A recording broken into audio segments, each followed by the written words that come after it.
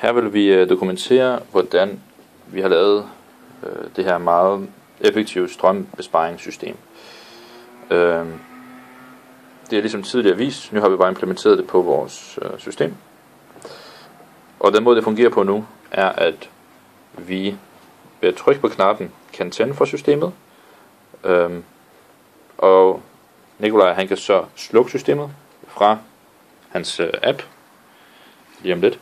Og vi kan også trykke på knappen og få systemet til eller få mobiltelefonen til at forstå, at knapperne er blevet trykket. Godt. Først så bruger vi ingen strøm. Så nu prøver Nikolaj at tænde på knappen. Bang. Vi bruger rundt regnet 1,5 mA, og systemet kører. Og den advertiser, så nu kan Nikolaj koble sig på.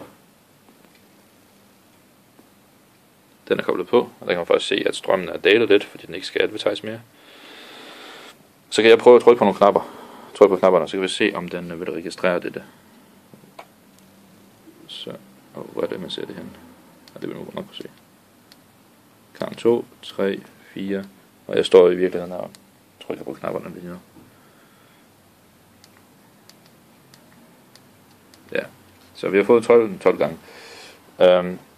Og nu vil vi prøve at slukke for den. Så, er du klar, Nikolaj? 3. Smart. 2, 1, sluk. Så er vi nede og lukket for al strøm. Og systemet kan så ikke vågne af sig selv, og det skal den så gøres igen ved at man trykker på knappen. Og det kan vi kan måske ikke se, hvis nu laver det sådan, så vi kan se på Bluetooth. Det er når den begynder at scanne. Det kan man ikke. Cool.